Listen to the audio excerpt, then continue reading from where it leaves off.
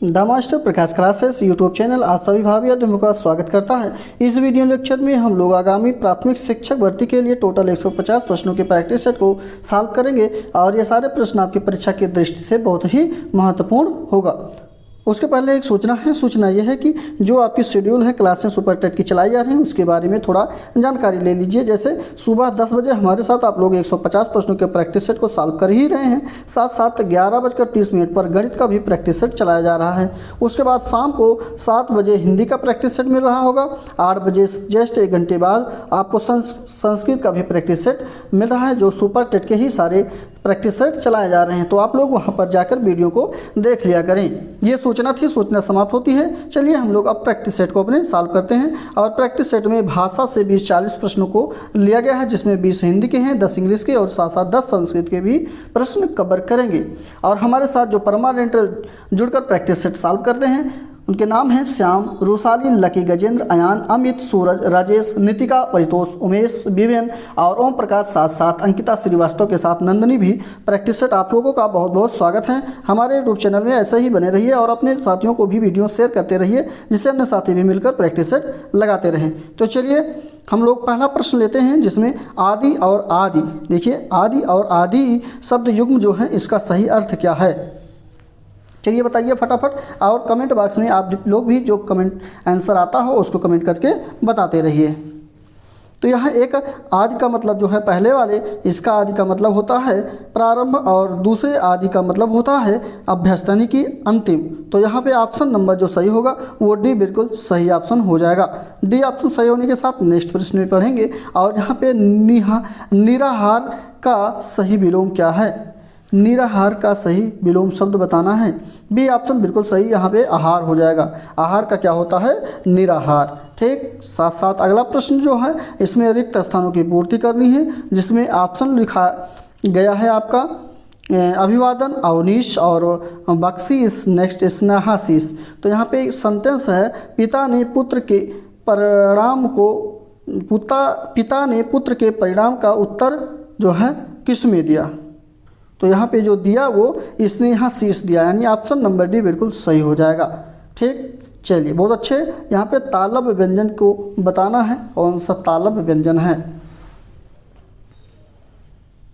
यहाँ पे option number जो है वो सी बिल्कुल सही हो जाएगा। च, छ, ज, झ यहाँ जो हैं ये सभी तालव्य व्यंजन होते हैं। ऑप्शन नंबर सी बिल्कुल सही ऑप्शन। बहुत अच्छे। नेक्स्ट प्रश्न आपके स्क्रीन पर है। इसमें पूछा गया है कि वाक्यांश के लिए उचित शब्द का चयन कीजिए। जिसका जन्म पहले हुआ हो, जिसका जन्म पहले हुआ है उसको क्या, यानी कि जो पहले जन्म हो वो बड़ा होता है तो उसको क्या कहते हैं, तो उसको अग्रज कहते हैं। क्या कहते हैं, अग्रज कहते हैं। ऑप्शन नंबर ए बिल्कुल सही ऑप्शन हो जाएगा। और यहाँ पे अगर होता कि जो बड़ा है तो उसको क्या कहेंगे, ज्येष्ठ कहेंगे। ठीक, तो यहाँ पे पहले जन्मे हुए को अग्रज कहते हैं। नेक्स्ट प्रश्न है कि किस भाग में त्रुटि है उसको चिन्हित करना है, यानी त्रुटिपूर्ण भाग को चिन्हित करना है। जैसे तुमने अपना कर्तव्य अच्छी तरह निभाए, अन्यथा आपके मित्रों की हार्दिक दुख होगा। तो चलिए देखते हैं, इनमें कोई त्रुटि नहीं है। ऑप्शन डी होगा जो कोई त्रुटि नहीं होगी। तो यहाँ पे ऑप्शन नंबर जो है पहले में ही आपका तुम अपना कर्तव्य यानी पहले वाले में ही त्रुटि है। जैसे यहाँ क्या होना चाहिए था, आप अपना कर्तव्य, तुम नहीं होना चाहिए था, क्या होना चाहिए, आप अपना। जैसे अपना जो बनेगा वो आप ही बनेगा। ठीक, तो आपसे अपना बनेगा, तुमसे तुम्हारा होना चाहिए था। यहाँ अपना है तो यहाँ आप होना चाहिए था, इसलिए ये गलत है। यानी ऑप्शन नंबर पहला ही सही हो जाएगा क्योंकि ये त्रुटिपूर्ण है। साथ साथ नेक्स्ट अंगारे उगलना मुहावरे का सही अर्थ क्या होगा। चलिए बताइए, अंगारे उगलना जो मुहावरा है उसका सही अर्थ क्या है। बहुत अच्छा क्वेश्चन। ऑप्शन नंबर यहाँ पे कठोर वचन कहना, ऑप्शन नंबर पहला ही बिल्कुल सही होगा। कठोर वचन कहना अंगारे उगलने के अर्थ के बराबर होगा। साथ साथ अगला प्रश्न है, निर्धन में कौन सा समास है। वैसे बात करते हैं निर्धन में समास की, तो यहाँ पे बहुब्रीय समास हो जाएगा। कैसे, तो बहुब्रीय समास इस प्रकार से होगा कि धन रहित है जो वह व्यक्ति निर्धन कहलाता है। तो यहाँ पर तो अलग अर्थ ही निकल रहा है, इसलिए ये क्या होगा, बहुब्रीहि समास का उदाहरण होगा। तो ऑप्शन नंबर यहाँ पर भी बिल्कुल सही ऑप्शन होगा। ठीक, ध्यान साथ साथ ध्यान देते रहिएगा। जो भी क्वेश्चन आप लोग को समझ में ना आए कमेंट बॉक्स में पिन करते रहिएगा, कमेंट बॉक्स में कमेंट करते चलिएगा, हम उसके आंसर को क्लियर कर देंगे। ठीक, तो चलिए देखें, अगला प्रश्न है बहादुर शब्द जो है वो किस प्रकार का शब्द है? तुर्की है, फारसी है, हिंदी है, अरबी है? बहुत अच्छा, ऑप्शन नंबर पहला यहाँ पे बहादुर जो है ये तुर्की शब्द है। ऑप्शन नंबर ए बिल्कुल सही ऑप्शन हो जाएगा। इसी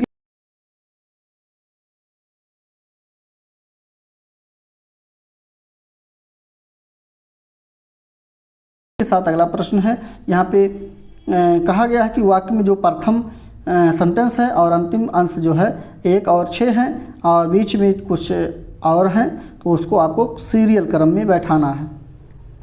तो चलिए देखते हैं कौन सा सीरियल होगा। जैसे पहला है, देश में असंतुलन क्षेत्रीय विकास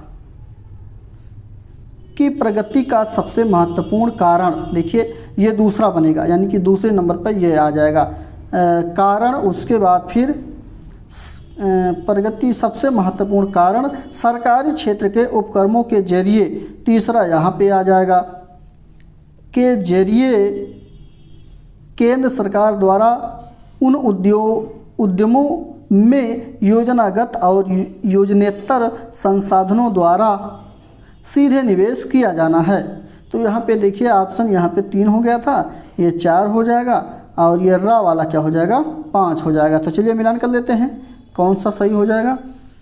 तो ये पहला वाला देखिए मिल रहा है, पहला बिल्कुल सही ऑप्शन हो जाएगा। क्लियर, चलिए इस प्रकार से सेंटेंस को क्लियर बना लेंगे। अगला प्रश्न है कि 1 किलो चीनी लाओ, इस वाक्य में विशेष क्या है? तो विशेष से आपको ढूंढना है, 1 किलो चीनी लाओ वाक्य में विशेष से क्या है? चीनी है, लाओ है, 1 है या फिर किलो है? बहुत अच्छा क्वेश्चन। बात करते हैं तो इसमें क्या है, विशेष तो चीनी है, चीनी ही तो लाने की बात किया जा रहा है, तो इसमें विशेष क्या है, चीनी है। तो ऑप्शन नंबर यहाँ पे पहला ही यानी ए बिल्कुल सही हो जाएगा। और इसी के साथ अगला प्रश्न है, कौन सा शब्द हवा का पर्यायवाची नहीं है? हवा का पर्यायवाची नहीं है मतलब 3 है, 1 नहीं है, उसी को ढूंढना है। बहुत अच्छा क्वेश्चन। ऑप्शन नंबर यहाँ पे जो अनल है, अनल देखिए ये अनल है, पहला वाला अनल जो है ये अग्नि का यानी आग का पर्यायवाची है, ना कि हवा का। ऑप्शन नंबर ए बिल्कुल सही होगा। बाकी समीर है, पवन है, अनिल है, ये सभी हवा के होते हैं, ए बिल्कुल सही ऑप्शन। और अगला है सूक्ति का संधि विच्छेद क्या होगा? बहुत अच्छा क्वेश्चन है। सूक्ति का सु प्लस उक्ति होता है, तो यहाँ पे ऑप्शन नंबर जो सही होगा सी बिल्कुल, सु प्लस उक्ति, सी बिल्कुल सही हो जाएगा। और इसी के साथ अगला प्रश्न है कि तद्भव शब्द का चयन करिए। तद्भव शब्द इसमें से कौन है? 14 का ऑप्शन नंबर जो सही हो जाएगा वो भी बिल्कुल सही है आपसे। आस जो है ये तद्भव है, बाकी आज्ञा, आलस्य और आदेश ये सभी क्या है, तत्सम या अन्य शब्द भी हो सकते हैं, लेकिन यहाँ पे भी तद्भव शब्द है। इसी के साथ अगला है कमल नयन को छाड़ित महात्म और देव को ध्यावे। बहुत अच्छा, यहाँ पे आपको अलंकार बताना है। कमल नयन को छाड़ महात्म और देव को धावे। तो चलिए देखते हैं यहाँ पे अलंकार कौन सा होगा। 15 नंबर का ऑप्शन नंबर भी बिल्कुल सही। यहाँ पे उपमा अलंकार का ये उदाहरण है। किसका? उपमा अलंकार का ये उदाहरण होगा। और इसी के साथ अगला प्रश्न 16 नंबर का प्रश्न है, इसमें आपको रस बताना है। चलिए देखते हैं कौन सा रस है इसमें। जैसे मन रे तन कागज का पुतला, लांगे बूंद बिनसी जाए छिन में गर्व करे क्यों इतना। तो ये आपको बताना है कि कौन सा रस है, भक्ति, करुण, संयोग या शांत रस।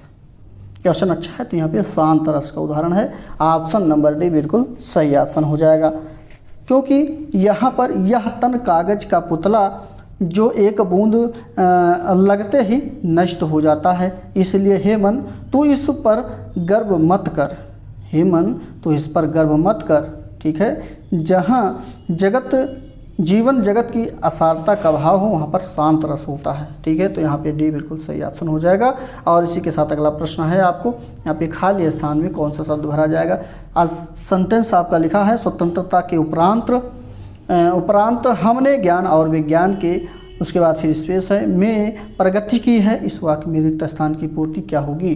तो यहाँ पे कौन सा शब्द भरा जाएगा? तो क्षेत्र भरा जाएगा। ज्ञान और विज्ञान के क्षेत्र में प्रगति की है।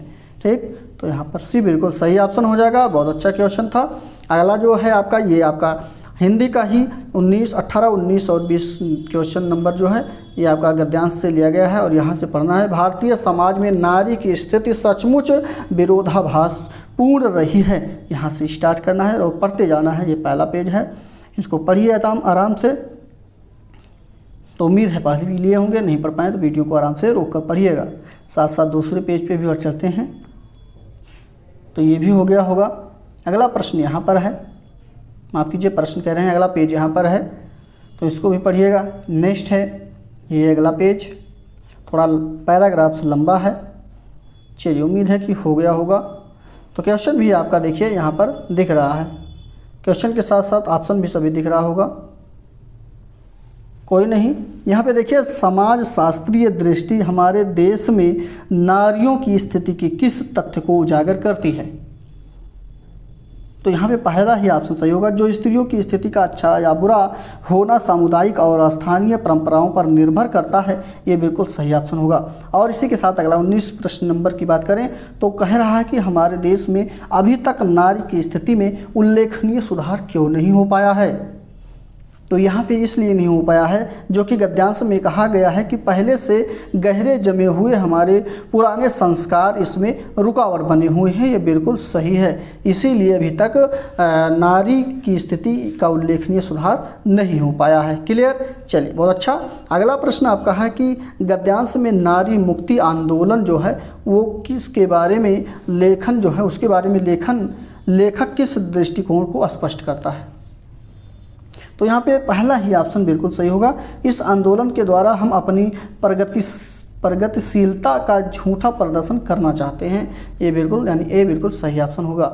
और इसी के साथ यहाँ पे जो है इंग्लिश का पोर्शन स्टार्ट होता है। इंग्लिश के केवल ऑप्शन को हम बताएंगे, आप लोग हमारे साथ मिलान करते चलिएगा और 10 प्रश्न इंग्लिश में आपके कितने प्रश्न सही होते हैं इसको भी ध्यान दीजिएगा। चलिए 21 नंबर का क्वेश्चन नंबर ऑप्शन नंबर इसका बी जो है बिल्कुल सही होगा। यहाँ पे एरर ढूंढना था आपको, तो बी बिल्कुल सही ऑप्शन हो जाएगा। बी बिल्कुल सही कैसे होगा, तो यहाँ पर दैट का प्रयोग नहीं होगा। कहाँ पर, तो यहाँ दैट जो है यहाँ पर दैट होगा ही नहीं। ठीक, यहाँ होना चाहिए he asked her how long he she would be absent, ये से होना चाहिए था। ठीक, तो ये दैट नहीं होना चाहिए था, इसलिए ये एरर है। बी बिल्कुल सही ऑप्शन। नेक्स्ट है कि यहाँ पे खाली स्थान जो है यहाँ पे क्या फिल किया जाएगा। 22 नंबर का ऑप्शन नंबर जो सही होगा वो सी बिल्कुल सही होगा, यहाँ पे रियलाइज भरा जाएगा। और इसी के साथ अगला प्रश्न जो है अंडरलाइन जो किया गया है यहाँ पे देखिए स्क्वायर डेल, तो यहाँ पे क्या होगा, तो ए बिल्कुल सही होगा affair virgin. Option number A बिल्कुल सही ऑप्शन हो जाएगा। और इसी के साथ नेक्स्ट विथ अप्रोच वर्ड, यहाँ पे सही अप्रोच वर्ड दोनों में क्या भरा जाएगा।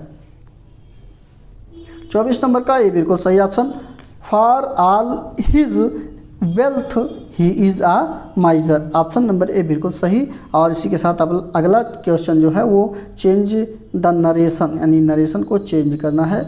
और सेंटेंस है आपका my cousin said, comma inverted comma के अंदर में है, my roommate snored thought out throat, यहाँ पे थ्रो आउट द नाइट है।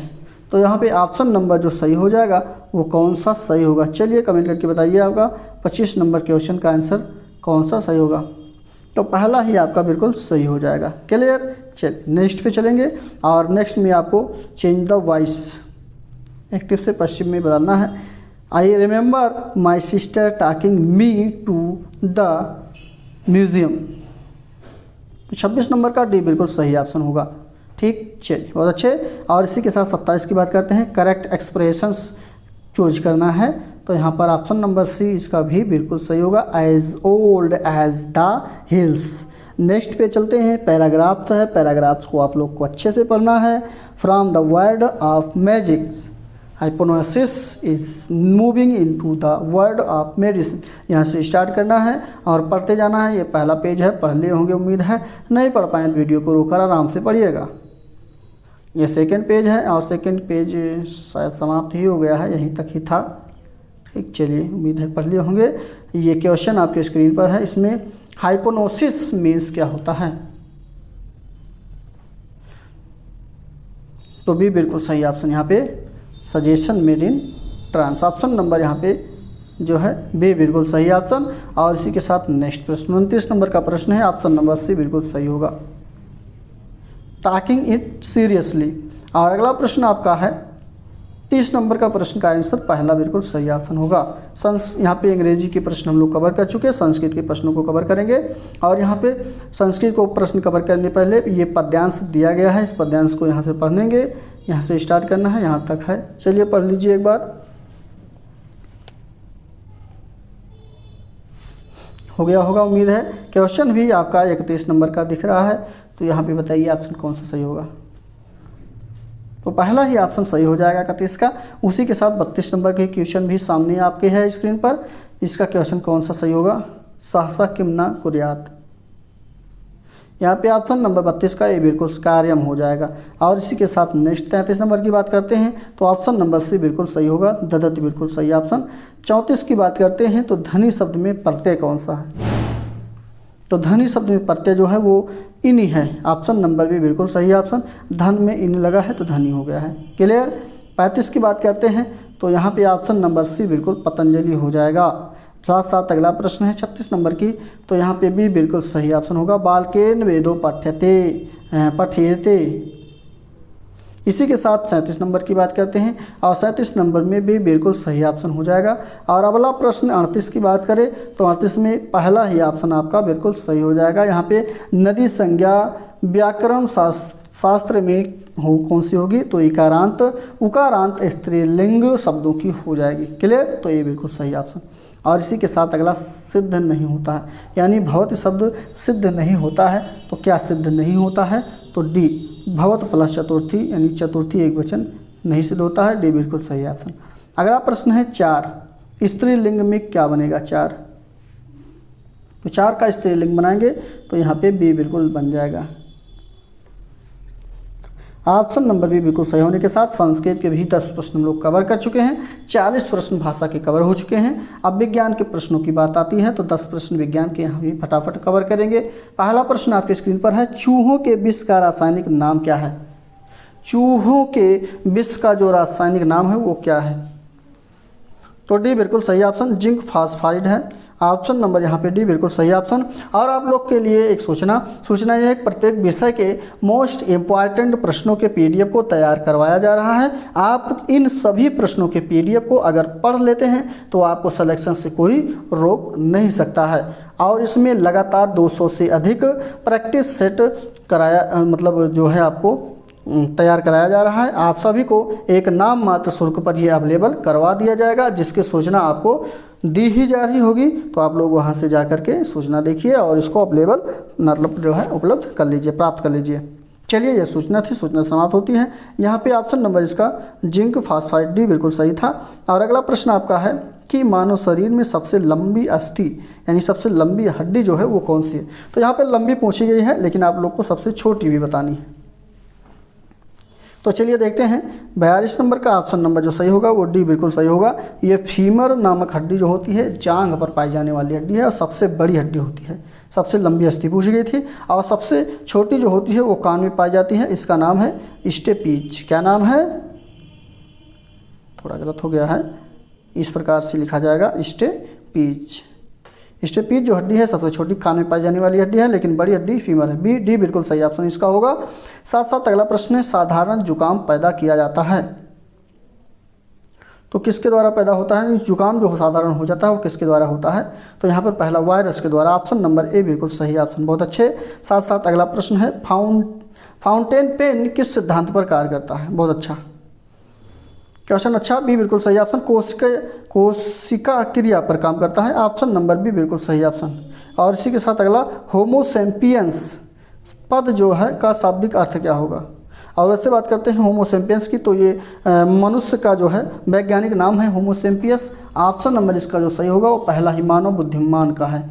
किसका, मानव बुद्धिमान का, ये बिल्कुल सही ऑप्शन, बहुत अच्छे। नेक्स्ट है, प्राथमिक इंद्रधनुष में सबसे ऊपरी भाग में कौन सा रंग होता है।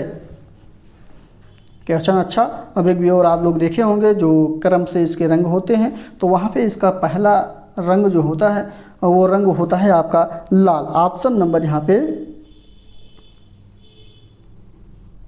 क्या सही होगा, तो डी बिल्कुल सही होगा, लाल हो जाएगा। साथ साथ नेक्स्ट प्रश्न आपका है, इसमें पूछा गया कि यातायात सिग्नल में लाल रंग प्रयुक्त किया जाता है, क्यों ऐसा होता है? क्योंकि लाल रंग इसलिए प्रयोग किया जाता है कि लाल रंग सबसे कम प्रक्षेपित होता है, यानी कि सबसे कम प्रक्षेपित होता है का मतलब यह है कि सबसे कम फैलता है, वो एक ही जगह पर फोकस होता है, इसलिए दूर से ही दिखने लगता है। ऑप्शन नंबर डी बिल्कुल, माफ कीजिए डी कह रहे हैं, सी बिल्कुल सही हो जाएगा। क्लियर? चलिए नेक्स्ट प्रश्न में चलते हैं। वॉशिंग मशीन का कार्य सिद्धांत क्या है? तो बी बिल्कुल, अब केंद्रण के कारण ये जो है वॉशिंग मशीन का सिद्धांत होता है, बी बिल्कुल सही ऑप्शन।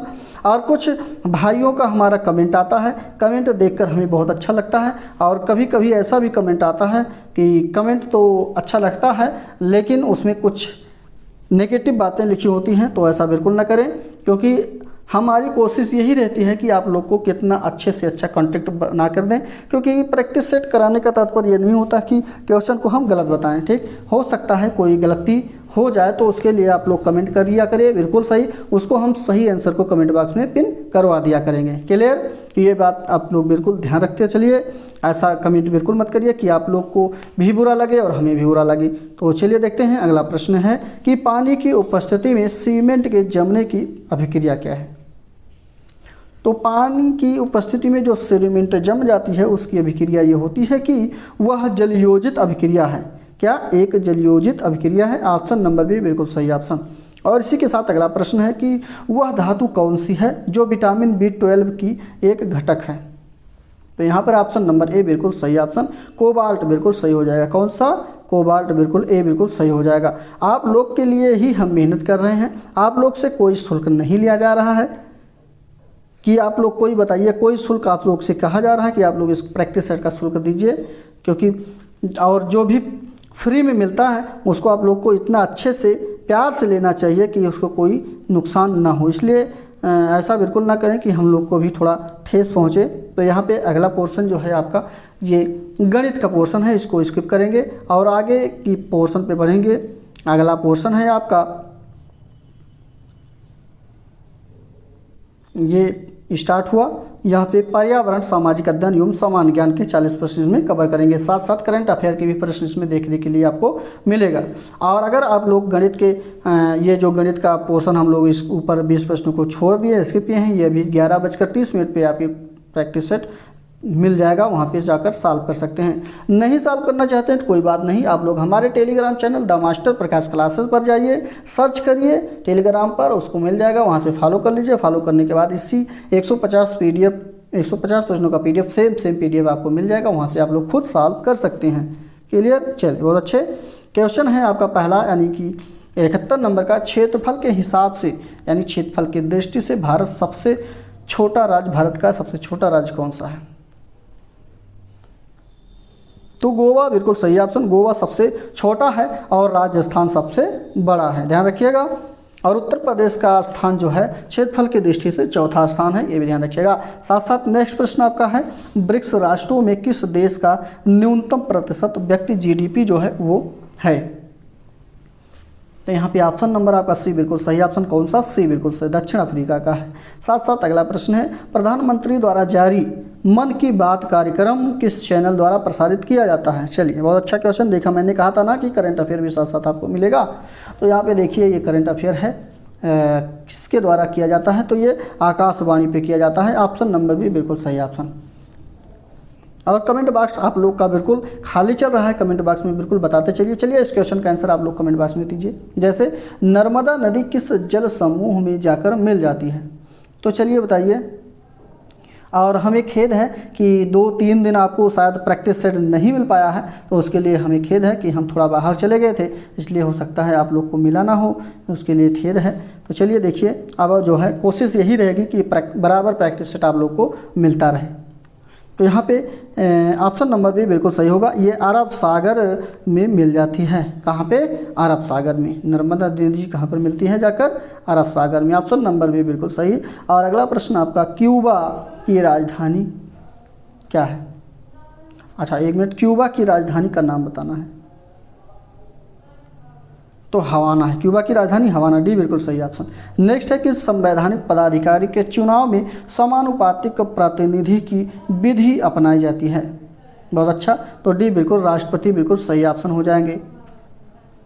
जो हमारे परमानेंट व्यूज़ हमारे साथी हैं उनके नाम श्याम है, रूसाली, लकी, गजेंद्र, अयान, अमित, सूरज, राजेश, ये सभी हमारी परमानेंट जो हैं लगातार वीडियो को देखते हैं और ऐसे ही हमारा अपने अपने प्यार हमारे साथ बनाए रखिए और ऐसे ही हमारे साथ बने रहेंगे तो हमें मोटिवेशन भी मिलता है और बराबर प्रैक्टिस सेट आप लोग को मिलता रहेगा। तो चलिए देखिए अगला प्रश्न है, इनमें से भारत द्वारा विकसित मिसाइल का क्या नाम है?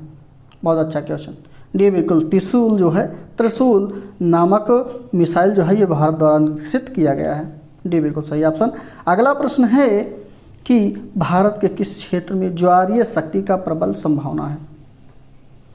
खंबात की खाड़ी, मन्नार की खाड़ी, पाक संधि, केरल तट। बहुत अच्छा क्वेश्चन। ऑप्शन नंबर यहाँ पे पहला खंबात की खाड़ी बिल्कुल सही ऑप्शन हो जाएगा। कौन सा?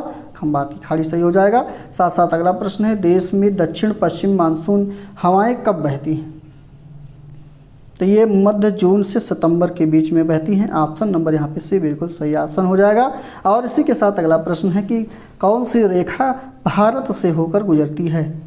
चलिए बताइए कौन सी रेखा भारत के वैसे मध्य से होकर गुजरती है, लेकिन यहाँ पे लिखा गया केवल भारत से होकर गुजरती है, तो कोई बात नहीं।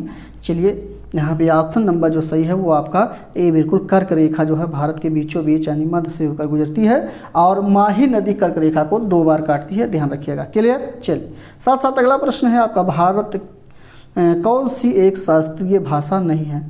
निम्नलिखित में से कौन सी एक शास्त्रीय भाषा नहीं है? शास्त्रीय भाषाओं की संख्या की बात करते हैं तो 8 शास्त्रीय भाषाएं हैं, लेकिन इनमें कौन सा नहीं है? तो यहाँ पे डी हिंदी नहीं है, तमिल, तेलुगु, मलयालम ये तीनों हैं। डी बिल्कुल सही ऑप्शन होगा जो नहीं है। अगला प्रश्न है, भारतीय अर्थव्यवस्था का मुख्य आधार क्या है? तो डी बिल्कुल कृषि है। क्या है? कृषि है। अगला प्रश्न, सुपरनोवा क्या है? बहुत अच्छा क्वेश्चन है। सुपरनोवा पूछा जाता है, सुपरनोवा क्या है?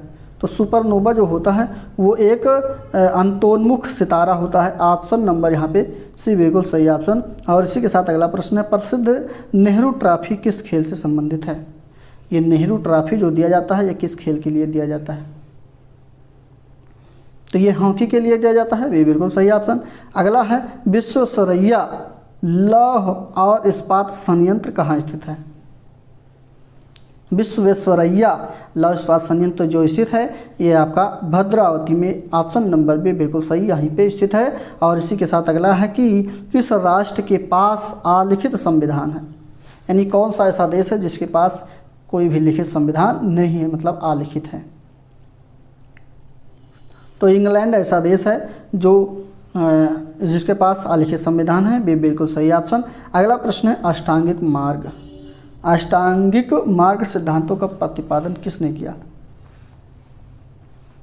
तो ये बिल्कुल महात्मा बुद्ध के द्वारा किया गया है, ये बिल्कुल सही ऑप्शन। अगला प्रश्न है, इजराइल के सांसद का नाम बताइए।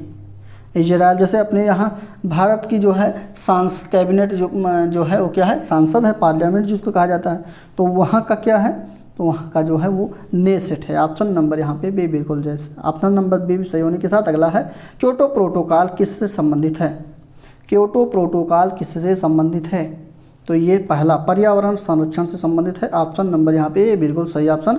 और ये जो है जापान में शुरू किया गया था। ठीक, चलिए बहुत अच्छा। इसी के साथ अच्छा क्योटो, हाँ ठीक है। अगला प्रश्न है, बुशमैन आदिवासी कहाँ पाए जाते हैं? क्योटो प्रोटोकॉल ये शायद कनाडा का है, ये क्योटो प्रोटोकॉल। ठीक, ये ऑप्शन नंबर पहला सही होगा। क्योटो प्रोटोकॉल जो संबंधित है वो पर्यावरण संरक्षण से संबंधित है। थोड़ा कन्फ्यूजन है इसमें, कन्फ्यूजन ये है कि ये कनाडा का है या जापान में ये आयोजित किया गया था, ये थोड़ा क्लियर नहीं है, लेकिन ऑप्शन नंबर इसका पहला बिल्कुल सही होगा। नेक्स्ट है, बुशमैन आदिवासी कहाँ पाए जाते हैं? चलिए बताइए, बुशमैन जो आदिवासी हैं ये कहाँ पाए जाते हैं? बहुत अच्छा क्वेश्चन। ऑप्शन नंबर यहाँ पे डी बिल्कुल सही हो जाएगा। ये कालाहारी मरुस्थल में पाए जाने वाले आदिवासी हैं। ऑप्शन नंबर डी बिल्कुल सही ऑप्शन। और ये सबसे छोटे कद के जो हैं आदिवासी होते हैं, ये भी ध्यान रखिएगा। अगला प्रश्न है कि किस नियुक्ति को भारत के राष्ट्रपति द्वारा नहीं किया जाता है? किसकी नियुक्ति भारत के द्वारा राष्ट्रपति द्वारा नहीं की जाती, ये बताना है।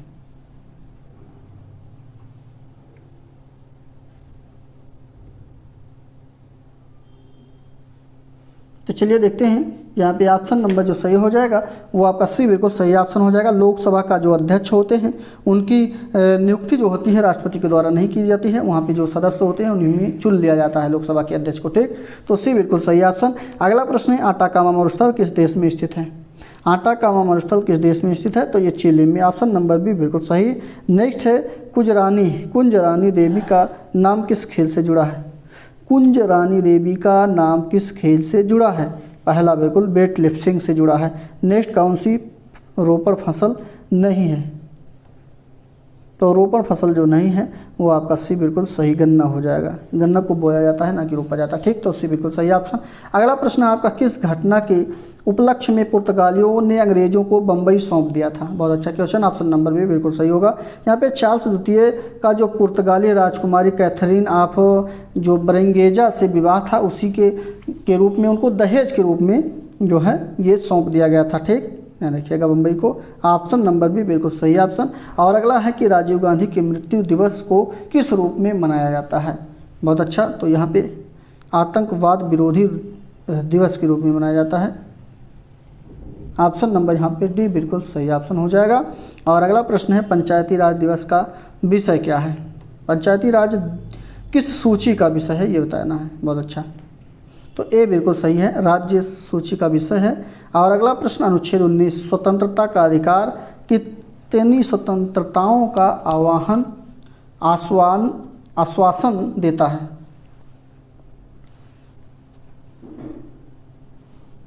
तो यहाँ पे सी बिल्कुल सही ऑप्शन 6 जो है स्वतंत्रता का अधिकार के प्रकार कितने हैं? तो 6 हैं। ठीक, ऑप्शन सी बिल्कुल सही ऑप्शन। और इसी के साथ अगला प्रश्न है कि इनमें से किन्हें 1939 ईस्वी के प्रसिद्ध त्रिपुरी कांग्रेस अधिवेशन में भारतीय राष्ट्रीय कांग्रेस का अध्यक्ष चुना गया था? तो यहाँ पे सुभाष चंद्र बोस। ऑप्शन नंबर यहाँ पे सी बिल्कुल सही ऑप्शन। त्रिपुरा में जो अधिवेशन हुआ था राष्ट्रीय कांग्रेस का, वहाँ पे सुभाष चंद्र बोस को 1939 में चुना गया था अध्यक्ष के रूप में। ठीक, सी बिल्कुल सही ऑप्शन। अगला है बरकरी किस भगवान के भक्त हैं? बरकरी किस भगवान के भक्त हैं? तो सी ये पंढरपुर के भगवान विठोबा के जो हैं भक्त हैं। ऑप्शन नंबर सी बिल्कुल सही ऑप्शन। अगला है HBJ पाइप लाइनों द्वारा कहाँ से कहाँ तक प्राकृतिक गैसों की ढुलाई की जाती है? हाजीपुर और बीजापुर और जौनपुर, ऐसे कुछ है, ये 3 हैं। ठीक, ध्यान रखिएगा। तो ये जो है अभी देख लेते हैं, हजीरा बीजापुर और ये जगदीशपुर होना चाहिए था। ठीक, तो यहाँ पे ऑप्शन नंबर सी बिल्कुल हजीरा, ये जो पूरा नाम है इसका HBJ का, ये हजीरा और बीजापुर और जगदीशपुर है। ठीक, ये तीनों की प्राकृतिक गैसों की ढुलाई यहीं से यहीं तक होती है। सी बिल्कुल सही ऑप्शन होगा। अगला प्रश्न है आपका कि उत्तरी गोलार्ध का सबसे लंबा दिन कौन सा है? 21 जून। बहुत अच्छे, बी बिल्कुल सही ऑप्शन हो जाएगा। केन्स अवार्ड, अगला प्रश्न है केन्स अवार्ड किस क्षेत्र में दिया जाता है? तो यहाँ पे ये फिल्म के लिए दिया जाता है। ऑप्शन नंबर ए बिल्कुल सही। अगला प्रश्न है आपके स्क्रीन पर कि संविधान की उद्देशिका के अनुसार राज्य हर एक व्यक्ति के सम्मान की रक्षा करेगा, इस उद्देश्य की पूर्ति होती है। तो किस प्रकार से होती है? सी बिल्कुल सही होगा। प्रत्येक नागरिक को समान मूलभूत अधिकार देकर होती है। सी बिल्कुल सही ऑप्शन। अगला प्रश्न आपका है कि उत्तर प्रदेश निर्यात निगम की स्थापना कब की गई? 20 जनवरी 1966 को। ऑप्शन नंबर भी बिल्कुल सही ऑप्शन। और अगला प्रश्न उत्तर प्रदेश के किस स्थान पर रेशमी साड़ियाँ बनाई जाती हैं? चलिए देखते हैं यूपी के किस स्थान पर रेशमी साड़ियाँ बनाई जाती हैं। बहुत अच्छा, तो रेशमी साड़ियाँ जो बनाई जाती हैं वो आपके वाराणसी में बनाई जाती है। कहते नहीं बनारस की साड़ी है, बनारसी साड़ी है, तो यहाँ पे ए बिल्कुल सही ऑप्शन। अगला है लखनऊ योजना का संबंध किससे है? तो लखनऊ योजना का संबंध है सड़कों से। ऑप्शन नंबर सी बिल्कुल सही ऑप्शन। अगला है प्रधानमंत्री की नियुक्ति का प्रावधान संविधान के किस अनुच्छेद के अंतर्गत किया गया है? प्रधानमंत्री की नियुक्ति के बारे में बात किया गया है, तो अनुच्छेद 75। ऑप्शन नंबर ए बिल्कुल सही हो जाएगा। नेक्स्ट है WTO विश्व व्यापार संगठन का पूर्ववर्ती नाम, यानी इसका पहले क्या नाम था? तो इसका पहले जो नाम हुआ करता था वो GATT था। ऑप्शन नंबर सी बिल्कुल सही ऑप्शन हो जाएगा। और इसी के साथ अगला प्रश्न है, कौन सी भारत की सबसे पहली विद्युत ट्रेन थी? भारत की सबसे पहली विद्युत ट्रेन कौन सी थी? चलिए कमेंट करके आप लोग बताइए ऑप्शन कौन सा सही हो जाएगा यहाँ पे। तो ऑप्शन नंबर बी बिल्कुल सही ऑप्शन, दक्कन की रानी। ऑप्शन नंबर बी बिल्कुल सही ऑप्शन, दक्कन की रानी भारत की पहली विद्युत ट्रेन का नाम था। अगला प्रश्न है शिक्षण कौशल का, 10% में कवर करेंगे। चलिए देख लेते हैं फटाफट, शिक्षण का सामान्य सिद्धांत इनमें से कौन सा है? तो बी बिल्कुल सही, उद्देश्य निर्धारण का सिद्धांत ही आपका शिक्षण का सामान्य सिद्धांत कहलाता है। बी बिल्कुल सही ऑप्शन हो जाएगा। नेक्स्ट प्रश्न, क्रोध, प्रेम, भय आदि भिन्नता आदि में जो भिन्नता है उसको क्या कहते हैं? संवेगात्मक भिन्नता होती है। डी सी बिल्कुल सही ऑप्शन। अगला, दूरियों को मापने हेतु मानचित्र पर किस यंत्र का प्रयोग किया जाता है? तो कोरोमीटर का प्रयोग किया जाता है। ऑप्शन नंबर 1 मिनट, कोरोमीटर नहीं होता भाई, गलत हो जाएगा। यहाँ पे आपसिस जो है आपिसोमीटर होता है, आपिसोमीटर। ऑप्शन नंबर सी बिल्कुल सही होगा। कौन सा? सी बिल्कुल सही है। नेक्स्ट प्रश्न है, किसी वस्तु, स्थान या घटना, किसी भी वस्तु, स्थान या घटना को देखकर उसके बारे में ज्ञान प्राप्त करना किस प्रविधि के अंतर्गत आता है? तो ये जो प्रविधि है वो निरीक्षण प्रविधि है, निरीक्षण किया जाता है। ऑप्शन नंबर ए बिल्कुल सही ऑप्शन।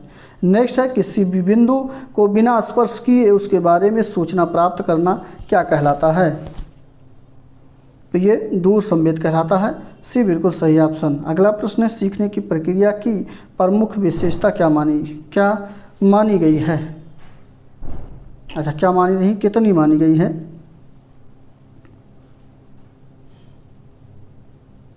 सीखने की प्रक्रिया की प्रमुख विशेषता जो है वो आपका पहला 2 मानी गई है। ऑप्शन नंबर ए बिल्कुल सही ऑप्शन। और अगला प्रश्न है, लगातार आंतरिक परीक्षण में कौन सा भाग सबसे अधिक महत्वपूर्ण है? तो ए बिल्कुल, इसके कारण छात्र पूरे वर्ष परिश्रम करते हैं। क्या करते हैं? पूरे वर्ष जो है छात्र परिश्रम करते हैं। ऑप्शन नंबर ए बिल्कुल सही। अगला प्रश्न है कि कौन सा रुचिपूर्ण शिक्षण का उद्देश्य नहीं है?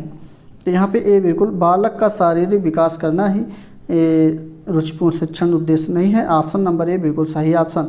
साथ साथ अगला है कि बाल केंद्रित शिक्षा में शिक्षक की क्या भूमिका होती है? तो इसमें जो शिक्षक की भूमिका होती है, पहला ऑप्शन बिल्कुल सही, एक पथ प्रदर्शक के रूप में इसकी भूमिका होती है और सलाहकार भी हो सकता है और सहायक भी होता है। तो यहाँ पे ऑप्शन नंबर ए बिल्कुल सही ऑप्शन होगा। अगला प्रश्न है, जिसमें पूछा गया है कि अध्यापकों को छात्र के अभिलेखों की जांच करते समय क्या करना चाहिए? तो यहाँ पर छात्रों को मौखिक रिपोर्ट प्रभावी ढंग से, जो रिपोर्ट होता है वो प्रभावी ढंग से प्रस्तुत करनी चाहिए, केवल उसका शाब्दिक प्रस्तुतिकरण पर्याप्त नहीं होगा। ऑप्शन नंबर बी बिल्कुल सही ऑप्शन। और इसी के साथ अगला बाल मनोविज्ञान का क्वेश्चन है, इसमें भी 10 प्रश्नों को हम लोग थोड़ा तेज़ी के साथ कवर करेंगे। तो चलिए देखते हैं पहला प्रश्न, जिसमें पूछा गया है कि एक बच्ची कहती है कि धूप में कपड़े जल्दी सूख जाते हैं, तो वह क्या समझ को प्रदर्शित कर रही है? तो वो जो समझ को प्रदर्शित कर रही है वो कार्य कारण को समझ को प्रदर्शित कर रही है। ऑप्शन नंबर सी बिल्कुल सही है, समझ हो जाएगा। इसी के साथ अगला प्रश्न है, वह अवस्था जब बच्चा तार्किक रूप से वस्तुओं की घटनाओं के विषय में चिंतन प्रारंभ कर देता है, तो कौन सी अवस्था हो जाती है? चिंतन प्रारंभ करने की बात किया गया है यहाँ पे, ध्यान दीजिएगा। तो ऑप्शन नंबर यहाँ पे डी बिल्कुल, मूर्त संक्रियात्मक, जब वो किसी भी चित्र को देखेगा तो उस पर चिंतन शुरू कर देगा अंत में, ठीक। लेकिन जब उस पर चिंतन के साथ साथ परिणाम भी, विश्लेषण भी करने लगेगा, तो आपका वो अनौपचारिक संक्रियात्मक अवस्था, जिसको अमूर्त संक्रियात्मक अवस्था कहते हैं, वो हो जाएगा। क्लियर? तो यहाँ पे डी बिल्कुल सही ऑप्शन होगा। और अगला प्रश्न है कि कौन सा वस्तुनिष्ठ प्रश्न है? वस्तुनिष्ठ प्रश्न कौन सा है? तो डी बिल्कुल सही, सत्य या असत्य जो प्रश्न टाइप होते हैं ये वस्तुनिष्ठ होते हैं। डी बिल्कुल सही ऑप्शन होगा। अगला है कि किस विकास के संदर्भ में कौन सा कथन सत्य नहीं है, यानी असत्य है? तो विकास उकसाने बढ़ाने से नहीं होता, बिल्कुल सही, ये नहीं है, बाकी सभी है। विकास उकसाने से थोड़ी होता है।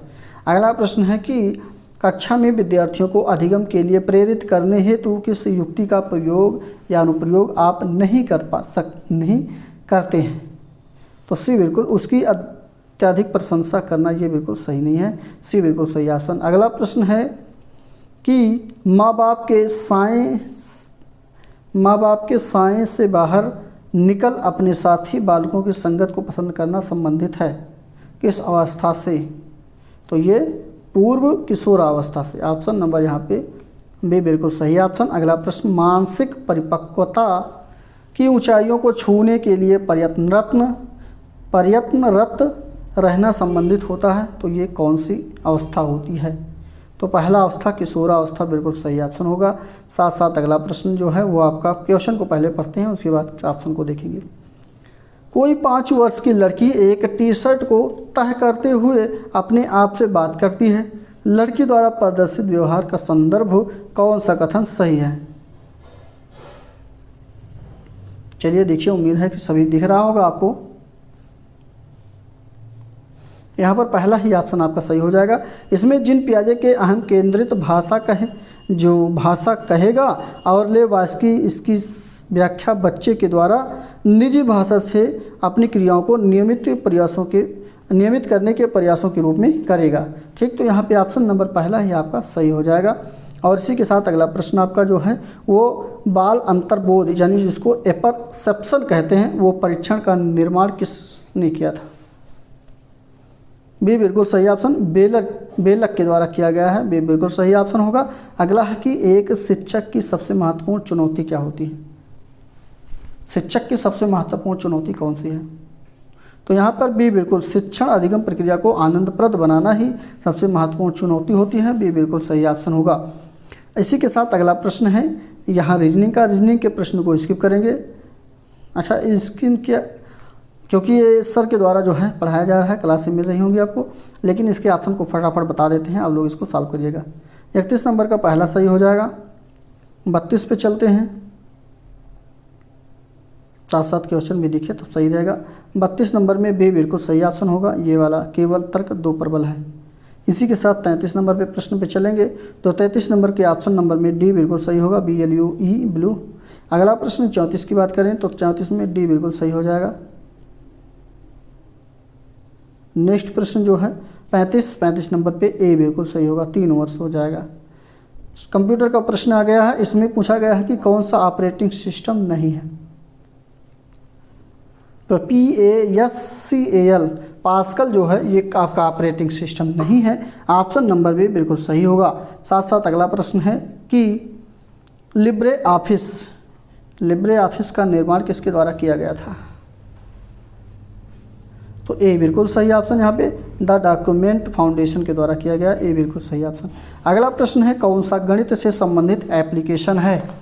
गणित से संबंधित एप्लीकेशन का नाम है ABC mouse. Option number A बिल्कुल सही ऑप्शन। और शिक्षण मशीन का आविष्कार किसने किया था?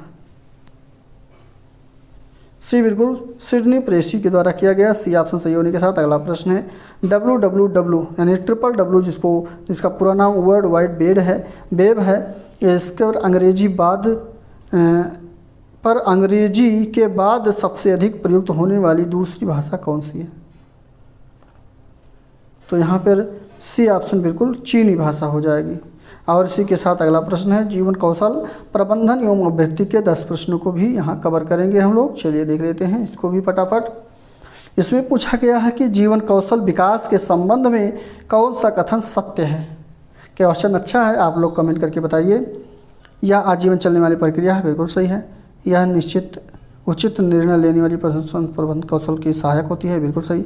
यह व्यक्ति में सामाजिक गुणों के विकास में सहायक होती है, भी सही है। तो यहाँ पे डी बिल्कुल सही, ऑप्शन डी सही हो जाएगा। क्लियर। चलिए नेक्स्ट है कि अभिवृत्ति सदैव अर्जित होती है, जबकि अभिक्षमता जो होती है जिसको एटीट्यूड कहा जाता है वो सदैव क्या होती है? अभिक्षमता क्या होती है? तो जन्मजात होती है। ऑप्शन नंबर यहाँ पे बी बिल्कुल सही होगा।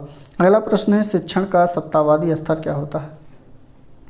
तो ये शिक्षण केंद्रित होता है। ऑप्शन नंबर शिक्षक केंद्रित है, ठीक। सो सत्तावादी स्तर है वो शिक्षक केंद्रित है। ऑप्शन नंबर ए बिल्कुल सही ऑप्शन।